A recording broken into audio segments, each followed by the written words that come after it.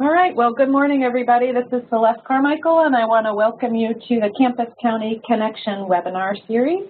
Many of you have probably been a part of this series before, but just in case you haven't, the intention here is just to build some, peripheral knowledge about some of the good things that are happening that involve our campus partners and our county partners. So the topics are all over the board, all kinds of extension things. And today we are very fortunate to have Lori Brewer and a wide variety of extension staff from across our great state of New York, talking about leadership and education through community gardens. So there's a lot of people, so I'm not going to take up much time here, but I just want to welcome everybody. If you haven't, I just also bring your attention to a couple of things.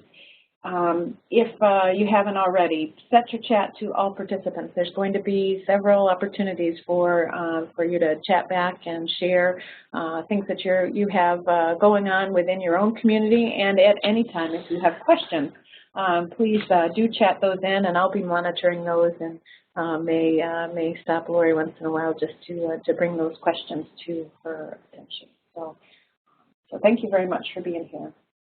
And with that, I'm going to pass the ball over to you, Lori. Does that sound okay? Perfect. Okay. Welcome, everybody. Good morning. You're actually probably very happy that Celeste and I are in her office together because we are both sniffling here and we are not infecting you all. So this might be the best way to be delivering our presentation today. So I am Lori Brewer. I think I know many of you. I'm here in horticulture on Ithaca, in Ithaca on campus. So I'm sure you're all aware, and hence all this large number of people who are joining us today, that there's a nationwide interest in gardening and it's expanding. And this makes for really exciting times and numerous opportunities, I think, for our cooperative extension effort around community leadership and learning in the garden setting. So in our time together today, this is how it's going to play out. I'm just going to set the stage with a small bit of background on gardening and some demographics and then I'll highlight some of the numerous research-based benefits of community gardens. And then those educators from around the state will actually be sharing what they're up to in their counties when it comes to community gardens. We just have a handful of people who are going to share today. And then I'll wrap up with sharing some resources. But throughout, we will pause, as Celeste said, to have time for you to add comments, questions, or something that you might be doing related to just this handful of representative counties from across the state. So we do hope that we have a good chance to share many of the things that we're up to in community gardens. And I'm so used to being the host that it's a little different being the presenter. There you go. There. In case you don't know me. There's snow there. Yes, there is no snow in Ithaca. It was 40, 50 degrees yesterday.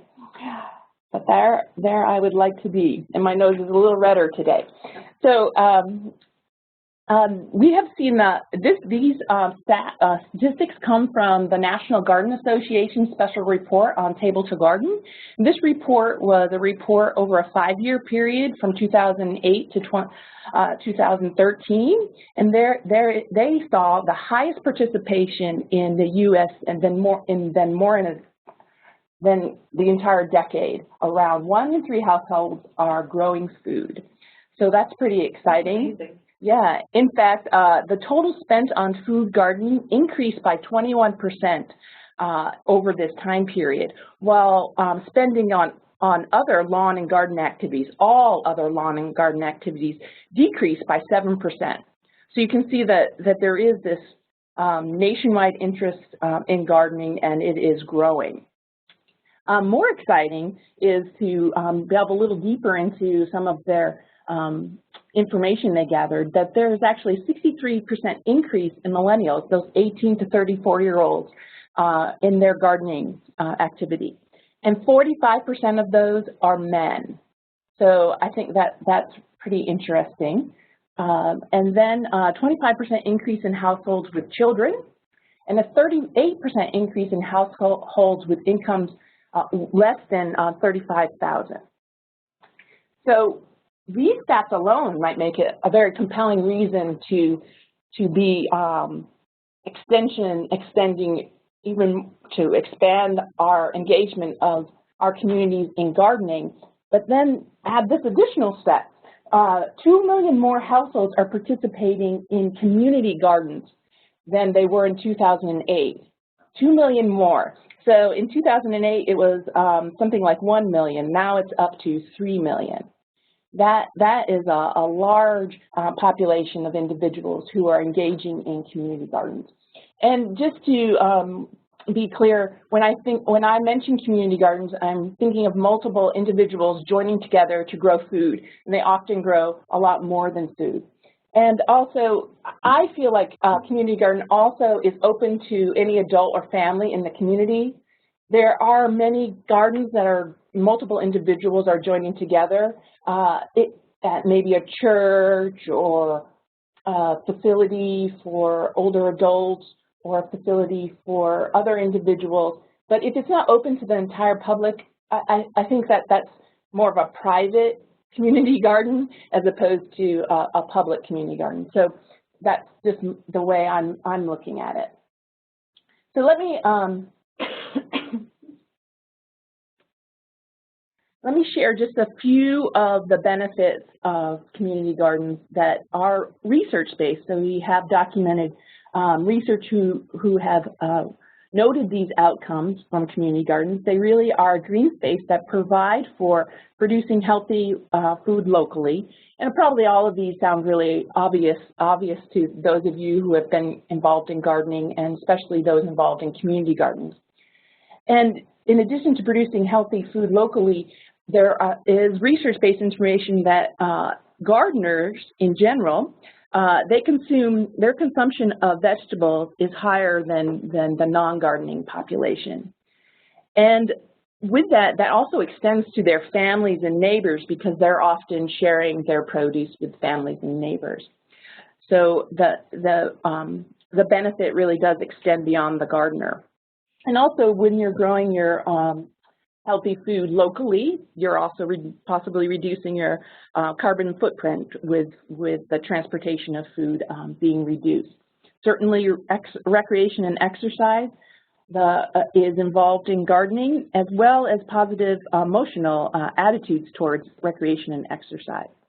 And probably we're all very familiar with sharing knowledges and skills around the garden, especially those of us who have been involved in gardening and horticulture. We spend a lot of time helping people learn the things they need to know and the skills they need to be successful gardeners. But also, gardening is can be linked to environmental issues, and learning about ecological management practices and knowledge around that can really be cultivated, and positive attitudes about the environment, really through participatory learning activities. And certainly in a community garden setting as well, you can build relationships across people who maybe wouldn't interact with each other in other ways, so building trust in social networks. And that really can contribute to the community resiliency.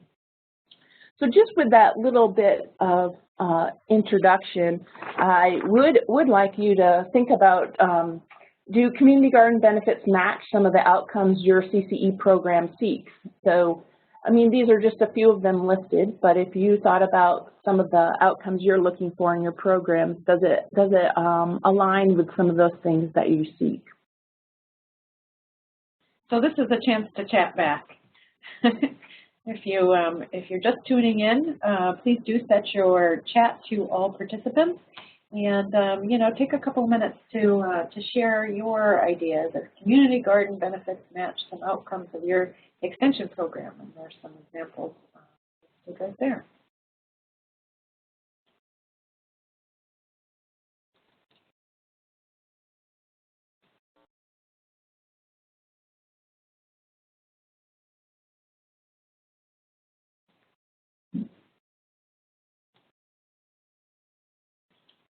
So definitely healthy food and exercise for SNAP Ed. Directly ties into my program's goals to reduce poverty and train skills.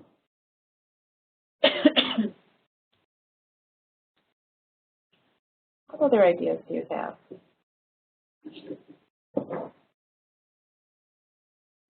We have a group of refugees that have recently moved to the area, and a community garden has allowed for them to integrate and become part of the community more effectively.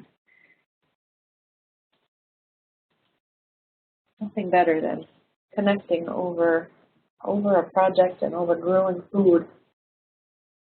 Hoping to turn green space in transitional neighborhood into growing food, community building areas.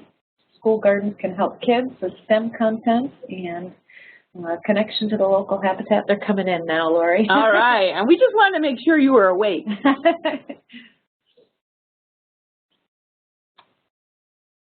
And hopefully other people are able to see some of those chats.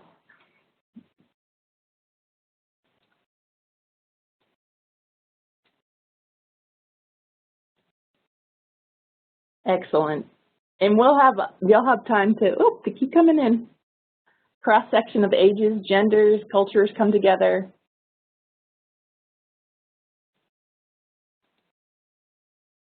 What's EF? Eat Smart New York educators. Yeah. Great. I'm so glad that we have both horticulture and nutrition, and probably I think some people who are focused on environmental science areas, as well as youth development here. And who else we probably have other areas? Nutrition, horticulture, youth. Economic development. Oh, economic and community development. Excellent. Great. Good to hear from you all. I'm gonna jump to the next slide. I did just an informal survey in the fall about okay, so I'm in horticulture, so my connections are with horticulture, and I hope maybe today I'll make some connections across program areas. I sent a little survey to the horticulture educators that I'm connected with around the state and asked them if they could estimate the number of community gardens in their county. And so this is the results of that. And if there was no data, I wasn't very diligent about chasing people down. So I can always add data, but I just wanted to throw this out there as a rough, quick question to the counties. And it could be something that we develop further in the future. So there are community gardens out there, in some counties in large quantities. And then I also asked if you had activities, if that particular county office had activities with community gardens. And as you can see, a large number of counties across the state are engaging with individuals who are gardening in community gardens. I think it was over 30 here. And again, I might not have all of the information that is there.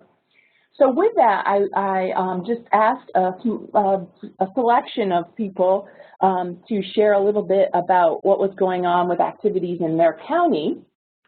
And I'm actually going to share on behalf of Jan in Genesee County because she wasn't able to join us. And so I'm going to share from Genesee County, and then we'll have the 5 other educators joining us to share about some of the things in their county. So let me just briefly talk about what's happening in Genesee County. And Genesee County, as you can see, is out in western New York.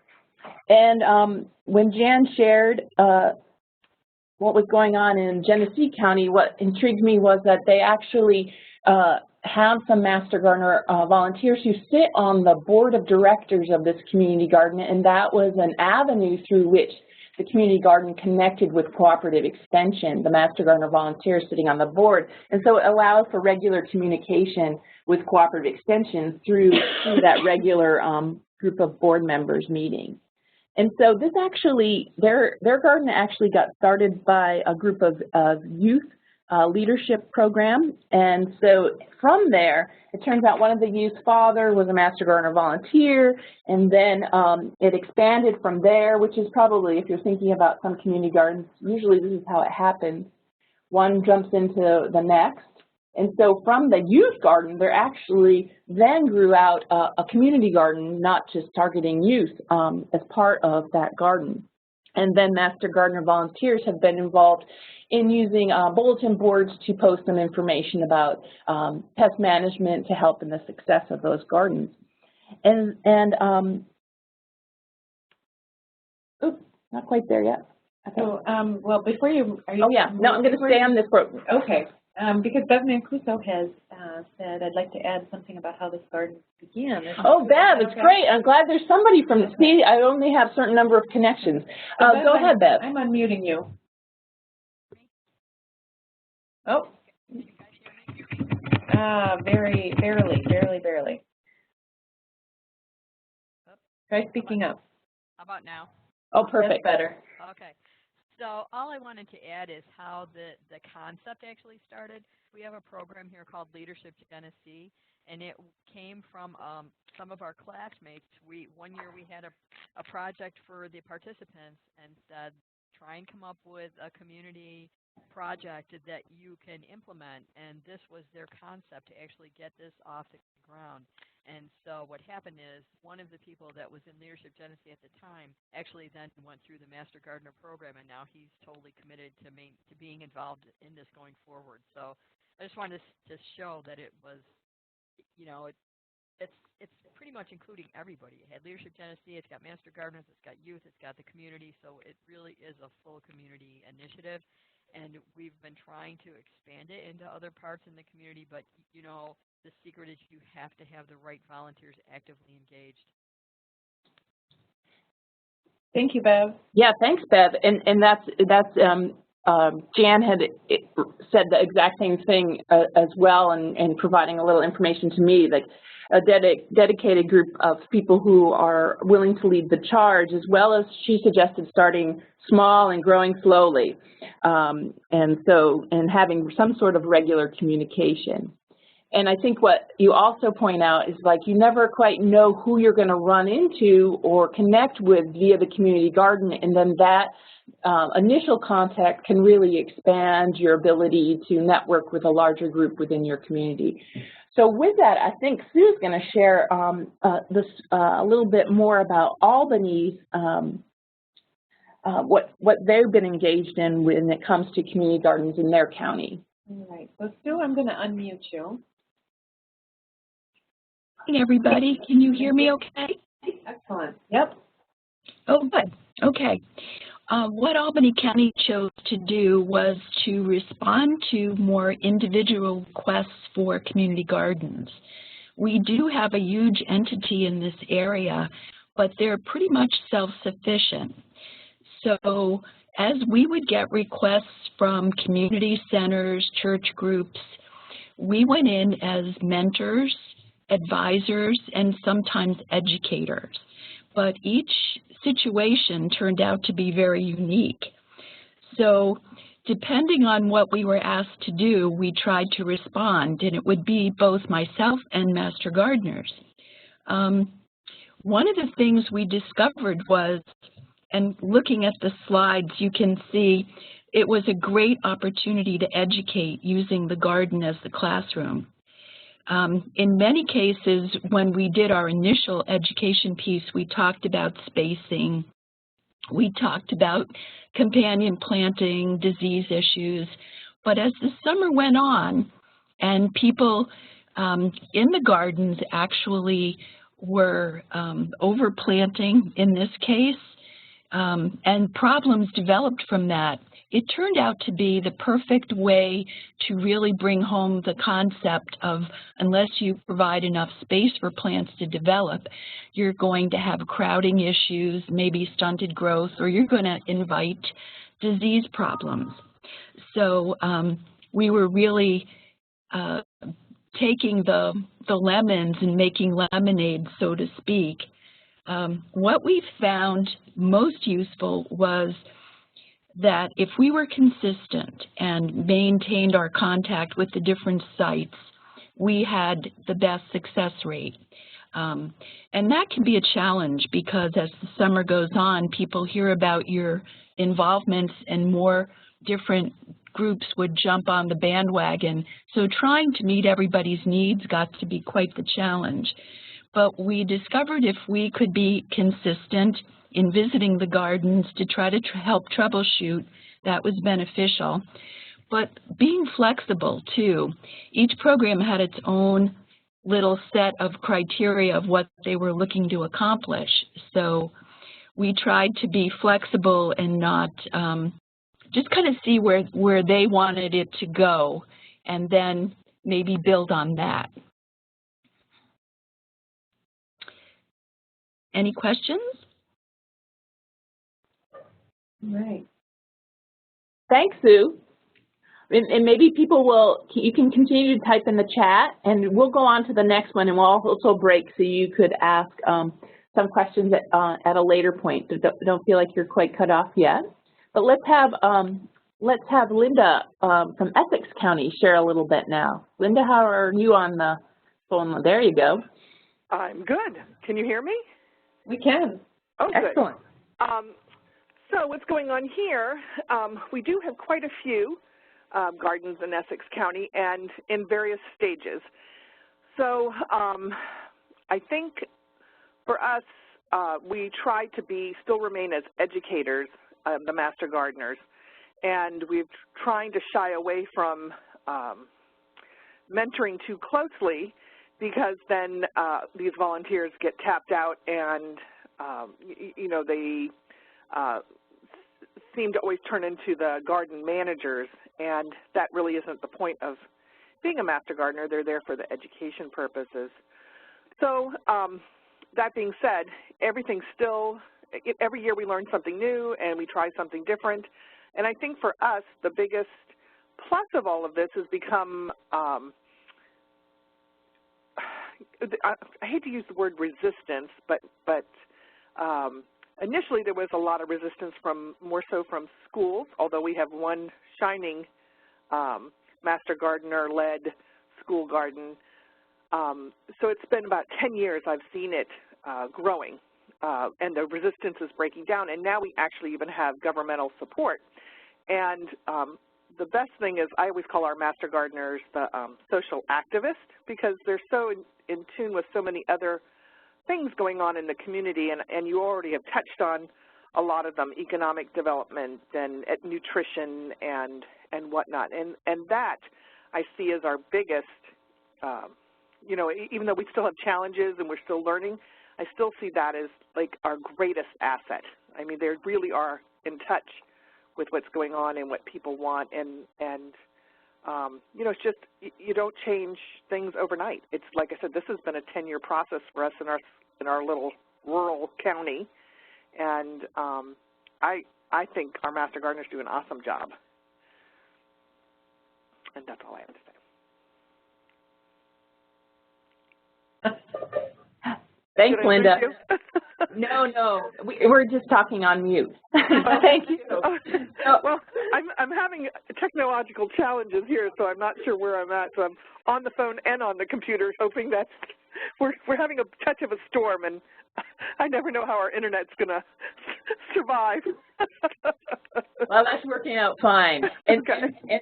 So we'll just take another moment to pause. If you have any questions you want to ask any of the individuals who have gone already, or if you have comments or questions. And I'm also going to read a little bit from, there's a Q&A that people are adding, and I'm gonna read from those. The environmental change educator, we will need to match gardens with youth programming, and there's a need for curriculum for older youth. So I'm not sure what curriculum you're looking at, but if you haven't looked at the Junior Master Gardener program out of Texas, they have a lot of curriculum, and unfortunately they have not been matched to like New York State standards. We tried that many years ago, but we haven't updated that. But they do have an older youth program. But if other people know of curriculum related to older youth, 14 to 18, and actually I have another one I'll share, a curriculum that is really targeting adults, but I think it would be appropriate for that age. And an opportunity to help build community leaders who are experts in sustainable horticulture and nutritional well-being was added. And somebody asked if school community gardens were included in the estimates from the National Garden Association. Those were not inclusive of school community gardens. And so for school gardens, again, I am not sure that we can lump them in with community gardens, because school gardens, again, would be at an institution where not anybody could go and garden there. It's sort of limited to the school population and maybe their families. It sort of depends on how it's run, though, because some school gardens open up to the public in the summer. So I don't believe the National Garden Association includes school gardens. They might have a separate thing on school gardens because they do a lot in that. Anything else before we go on to some additional?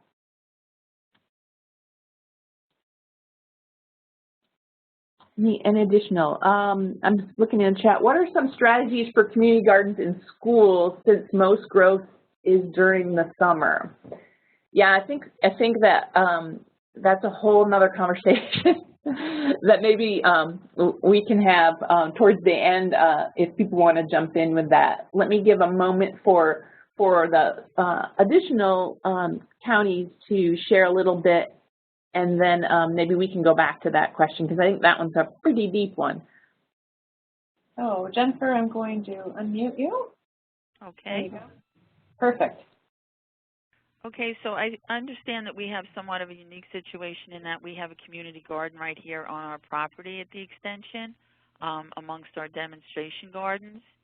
So we had some very forward-thinking board members that when the lease was created for this space, which we've only been here, I guess, about 4 years now. I've only been here the past year, but it was built in that the community garden was going to be part of this space here.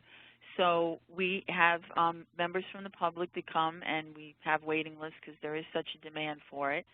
But it's a great opportunity because we not only have individuals and partners in those beds, but we also have youth groups that come. We have AHRC, so it's used sort of as a therapy practice. We have master gardeners that garden at some of the plots there, so the resources are very readily available to the people in the gardens, as well as the fact that our horticulture center is right here. So when they start having problems with any of their crops or they have questions and they need assistance, we're right here on premise to help them. Our master gardeners are very involved with them, and we also have a plant sale that we're planning on doing in the spring to facilitate getting plants into the community garden, because they've asked us in the past for this. So we have a lot going on, and we're lucky that we have it right here on the property. I would be considered the garden manager. So I have very close communication with my gardeners outside. So it really is a win-win all around, the type of situation that we have here.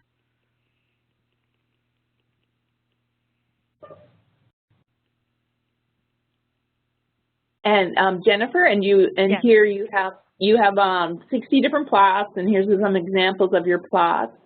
Right, right. So you know, and this is when it was first being installed, but yeah, we have various amounts, which is a great learning experience because everybody has a little bit of a different method as to how they do things. So there's a lot of interaction between the gardeners. We have some gardeners that have been in there for quite some time, so they sort of come to mentor people who are new to the garden. We did do a survey this year because I wanted to get some feedback on what was working for them and what was not. And, you know, just being able to grow their own food, to have that sense of community, to have the resources here, we've got very positive feedback on what we've been doing. You know, and with getting to know the community gardeners, I try to have meetings that we invite them to, educational opportunities where we might have someone come in and talk about composting, because we do composting on the property and they're part of that. So we really do try to incorporate them in the overall demonstration gardens that we have here so they become part of it and learn from all the aspects of what's happening here.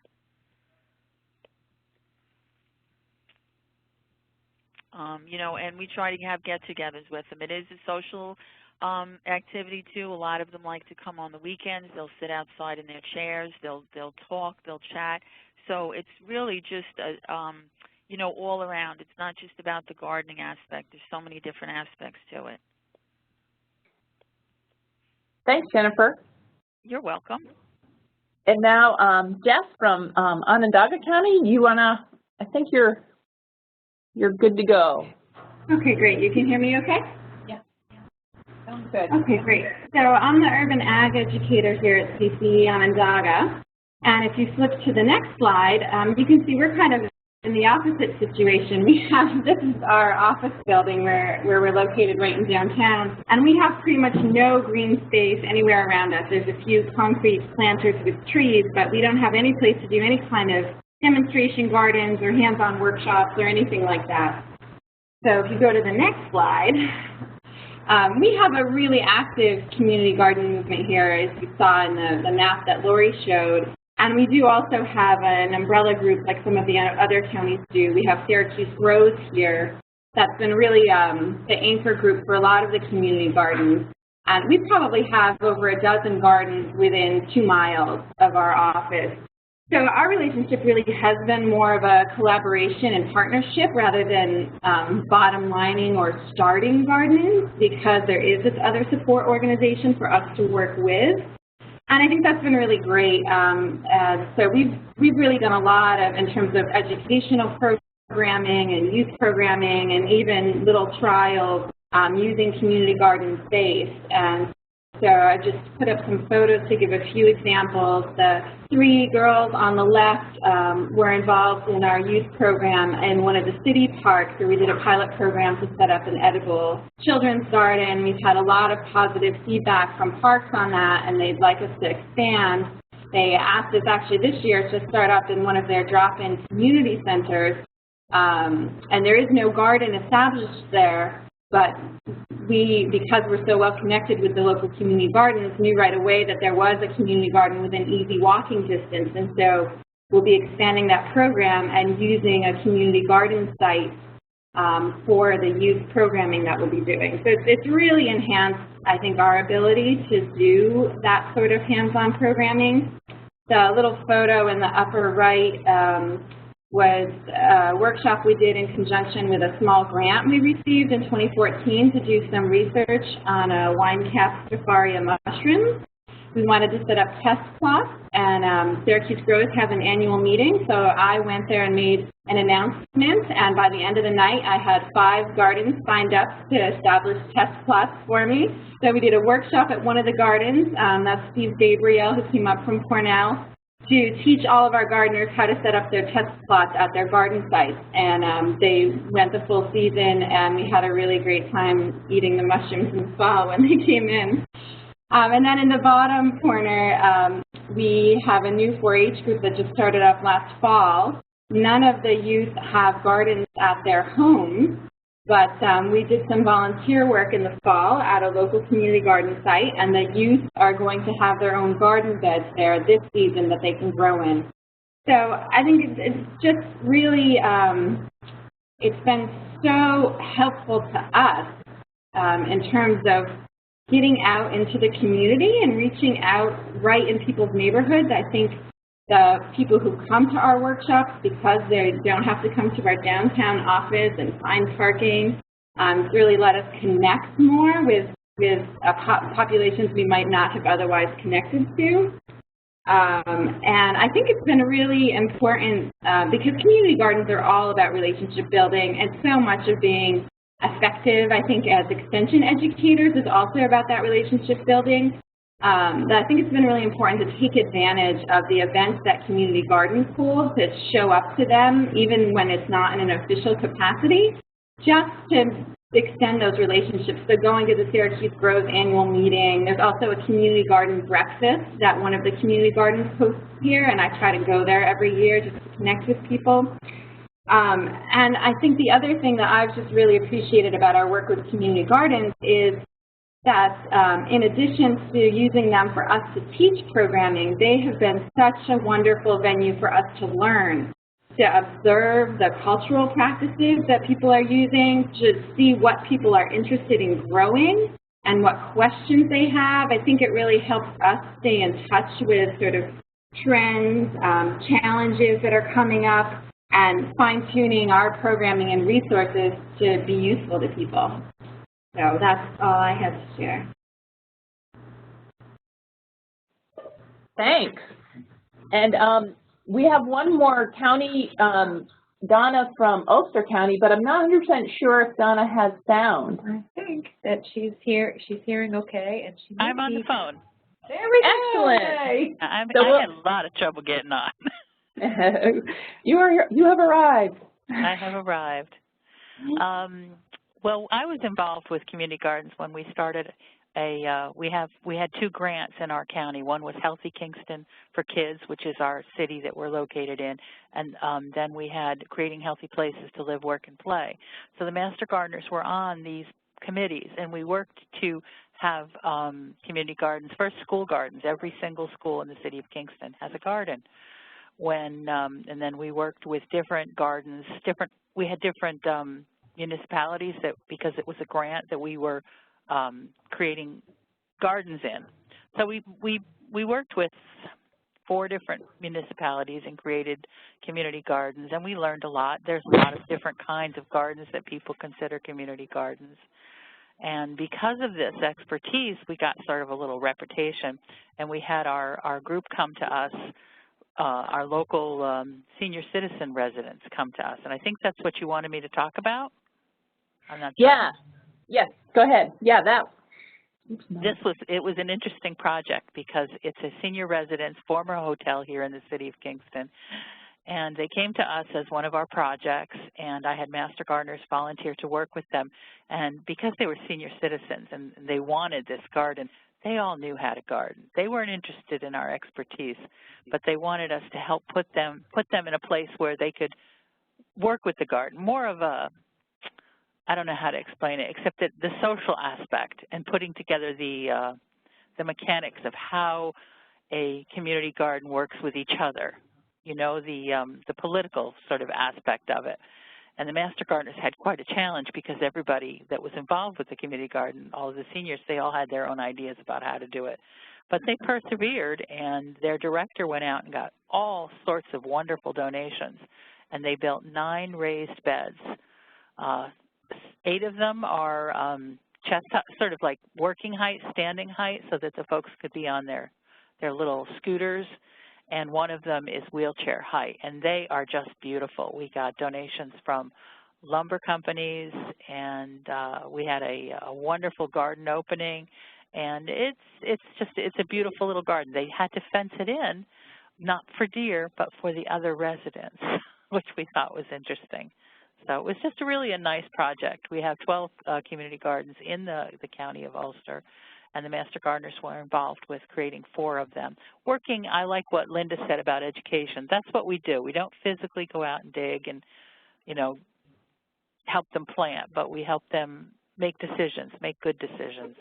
And we have found over the past 4 years that the best gardens are the ones that sort of grow from the bottom up and take a little bit time getting established, rather than when we went into a community and said, hey, how would you like a community garden?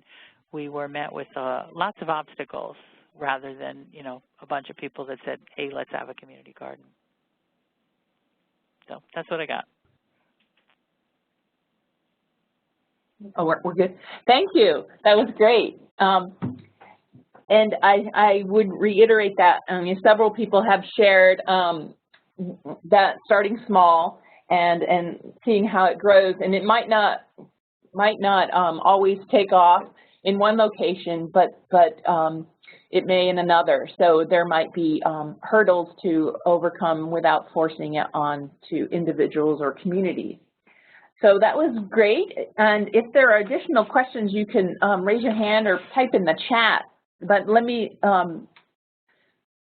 reiterate some of the other things that, I mean, we just heard from just 6 of the 30 counties who are doing things, and also understanding that we're hearing from the horticulture perspective, because that's my perspective, and so I'm sure those of you from other program areas will have slightly different variations if you are too engaging in community gardens. But one of the things, there's certainly a lot of emphasis on not doing the work of creating the garden, but doing the work of helping the gardeners who are gardening there succeed by sharing information, using that really as your outdoor classroom. I think pretty much everyone emphasized that. In an outdoor classroom, that may be group presentations, or it might be individual one-on-one mentoring. One thing that was repeated often in the survey I did was that it was important to maybe establish a day when you would have your volunteers or educators there during the week.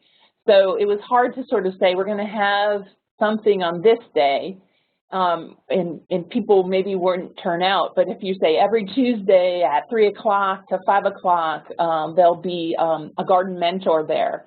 It seems that for most of the counties were saying that that was much more successful to have a regular day of the week to do that. And then some of the other things, certainly engaging the youth, and as Donna mentioned, considering whether or not you can incorporate universal design, which is making it accessible to a broader group of individuals in the community by maybe having some of the beds elevated for accessibility. And also, let me see if there was a couple other things I wanted to highlight. I think that there's certainly a lot of other items going on, but let me turn to the chat. So there were some questions about curriculum and finding and accessing curriculum. And so I'm going to go through the chat because I wanted to answer some of those questions. So if you just bear with me for a moment. There was somebody mentioned Grow to Learn curriculum from Tompkins County.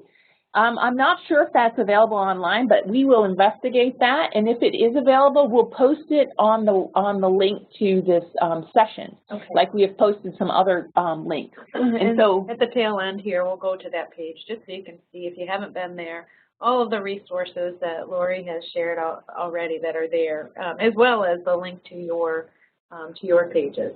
There's lots more detail there, of course. Yeah, and certainly in our garden-based learning program, we have some curriculum mostly targeting youth and gardening. A Seed to Salad is another one that I would highlight there. And so we'll add those. We'll figure out if we can find out about Grow to Learn, and if it's not available online, I think Tompkins County would probably be willing to share that within our network. So we'll figure that one out. And somebody also shares that the Lab of Ornithology will be working with New York City teachers in March on training and encouraging them to create school gardens.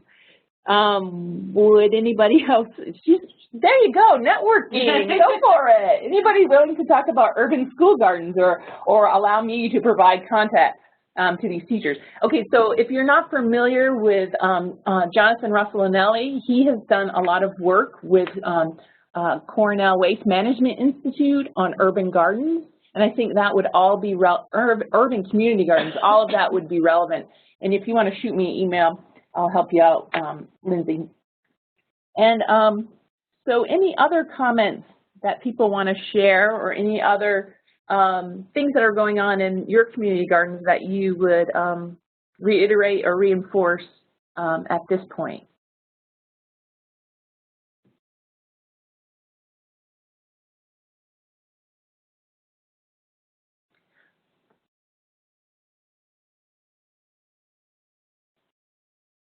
Any suggestions or best practices for how to get the word out about a successful garden project?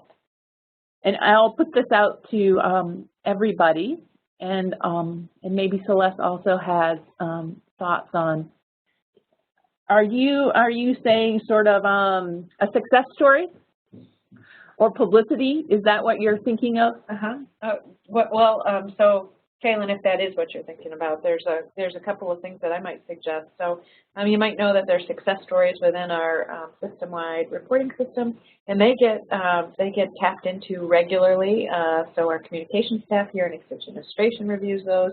I just pulled all the anything that was tagged community garden and shared it with Lori before this webinar, as we were thinking about who to include in. I pulled that list of stories that where your colleagues from across the state were talking about community garden experiences and successes, and shared that. So we used we use that in that way. So if that might be a suggestion, if you haven't written a success story about your successful community garden, to log it in, and it's a nice data bank that we use for all sorts of things. Yeah, thanks. There's my commercial. Excellent. And if other people have thoughts, you can feel free to type it in the chat or share. And I'm just going to wrap up with sharing a little bit about some of the resources I've come across related to community gardening. And what I want you to stay in here too, because I have another question as we've been going through this today, and I'm seeing names that I'm not familiar with, and so names outside our little horticulture world. I'd like us to think about, you know, is it worth establishing a learning network within our CCE across program areas related to community gardening? And if we did establish some sort of learning network, what would we want to do? What would we want to share with each other? What would we want to know from each other? It sounds like curriculum would be particularly valuable, but maybe also some practices people are engaging in to achieve certain outcomes, like building trust in social networks, as well as engaging people in other activities that lead us to those outcomes we hope to achieve in our programs. So I put that out there for you to think about as I go through a few more resources, and then we have an opportunity to chat about that for a few minutes at the end. But don't go away, please, because I look forward to hearing, you know, what do we do next when it comes to community gardens and connecting with each other across program areas. Yeah, definitely. Yeah, there's some feedback here already. Yeah. Oh, right. Networks, curriculum, practices, all good. Great. So people keep plugging away, and Celeste has everybody's contact who registered and who's here. So this will not be the last we see of each other or don't see of each other. But again, I'm really inspired just from the horticulture perspective how many people counties are already engaging in activities with community gardens. So, you know, I quoted at the beginning about the National Garden Association special report on Garden to Table, that 5-year look at food gardening in America. So this food gardening in America is not specifically about community gardening. It's gardening in, I believe it's adult gardening or family gardening, not school gardening. It would be worth investigating if they have additional stuff about school gardening. And this resource, again, Celeste will show you that we have a link to it. When it comes to benefits of community gardening, there's lots of, I put up 2 actual peer-reviewed research articles, and so you can go directly to the source, but I strongly suggest going to Gardening Matters, gardeningmatters.org. They have this lovely, like 4-page flyer on the multiple benefits of community gardening. And so they list different categories, and then they list the research articles related to that category. They did a nice job of doing our work for us here. So especially if you're looking to try to share with others the outcomes that can be achieved through community gardening as a way of support for community gardening. And again, this will all be shared via that link with this webinar link. Campus County Connections pages. Yep. I'm just checking back with the chat. So there was a question that came in earlier, just asking, you know, somebody's asking what practices are used in school gardens to you know, to cover over the summer. Right. Yeah, and I think, yeah, what practices are used in school gardens to cover over the summer. And I think we definitely have thought through that, and I'm gonna go find, within our garden-based learning program, I tend to cover adults and families, and Marcia Sheasley, who some of you might know, she covers children and youth, and I'm positive that she has some sort of resource related to sowing the seeds of success, and so that more targeting gardening in schools. And I'm gonna find that and add that, because certainly, as was mentioned in the chat, one strategy is to open up that school garden to families during the summer. But I think several people could discuss the challenges that can result in. And so another strategy is to just grow crops that can be harvested by the end of the school year, end of June, put a cover crop in over the summer, and then maybe try to do another crop in the fall, except you tend to have to plant in August. But one strategy could be just to do a spring garden in a school garden. Then you don't, and cover crop the other times a year.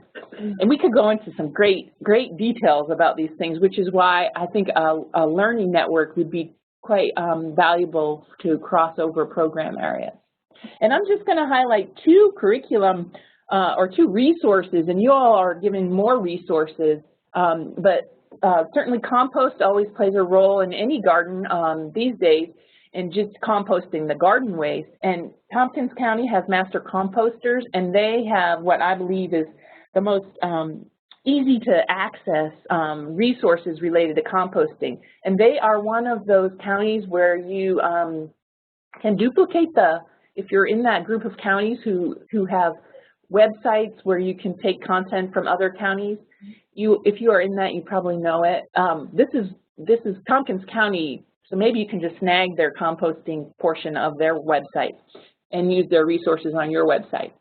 And then the Seed to Supper, this is from Oregon State University, and we have just established a memorandum of understanding to bring Seed to Supper to New York State. Seed to Supper is a 6-week beginning gardening course that really is targeting novice adults and how the tools they need to successfully grow a portion of their own food.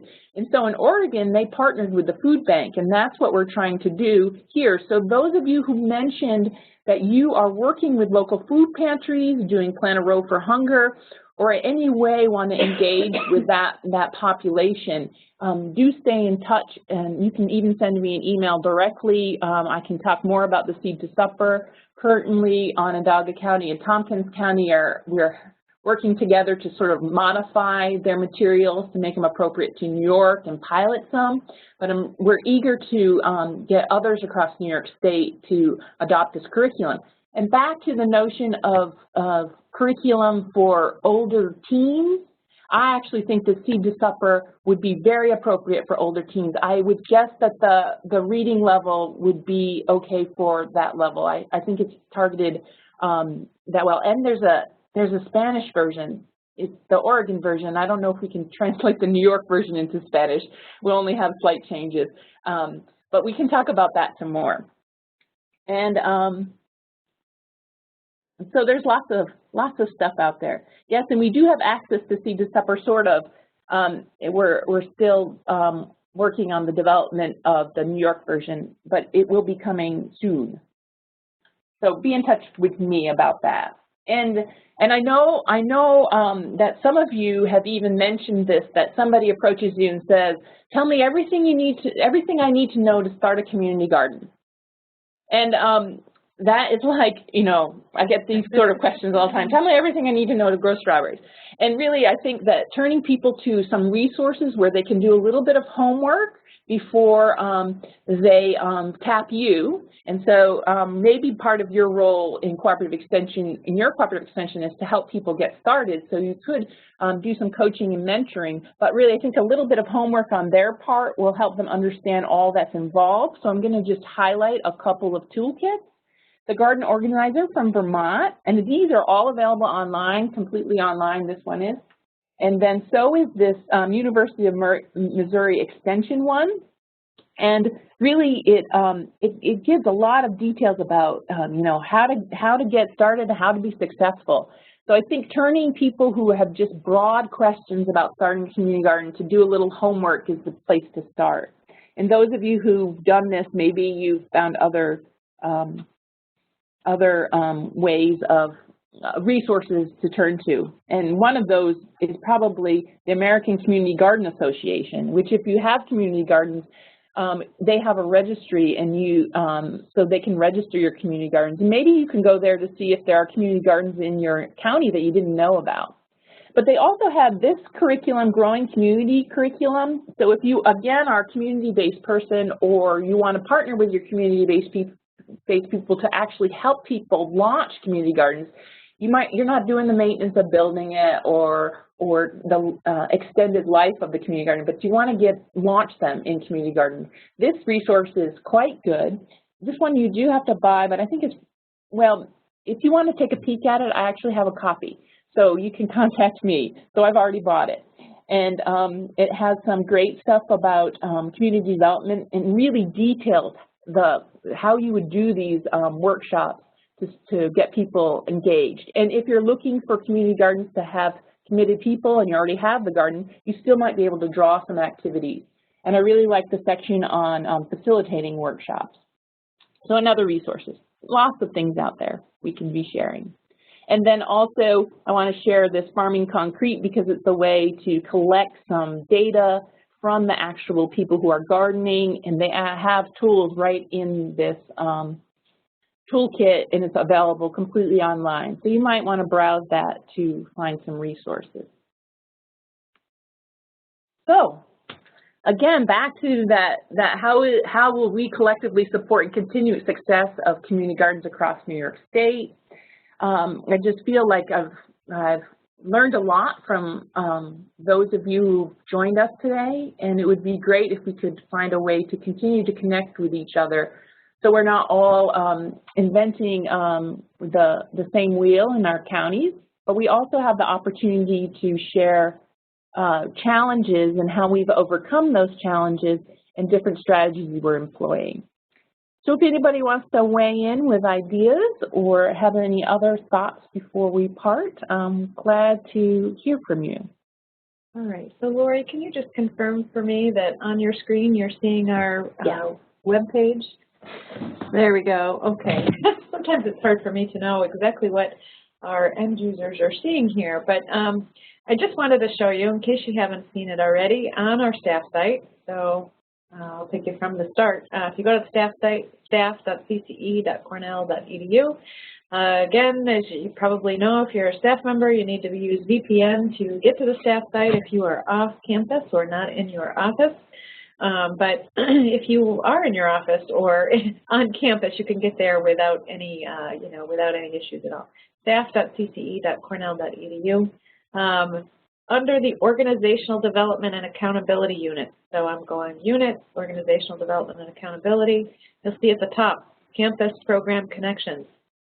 And there are listed all of the links to all of the Campus County Connection webinars that we've had in the past.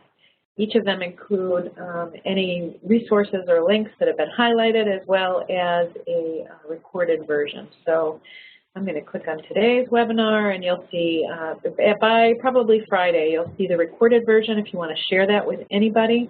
Even though your stakeholders that are not staff members won't be able to get to this particular page, they will be able to get to the recording. The recording is just on YouTube. But all the resources that Lori has talked about, and maybe even a few more, are listed here under resources. So this is a good place to come to in follow up or just to check it out. So thank you, Lori, so much. Yeah, and so those of you who have shared resources will follow up and we'll add those.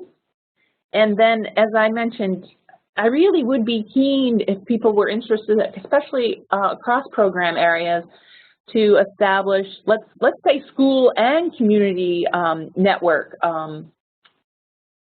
for gardening. So it would be school and community gardening, because I do think there's a lot of overlap, and as several people mentioned, everybody's wearing a lot of hats.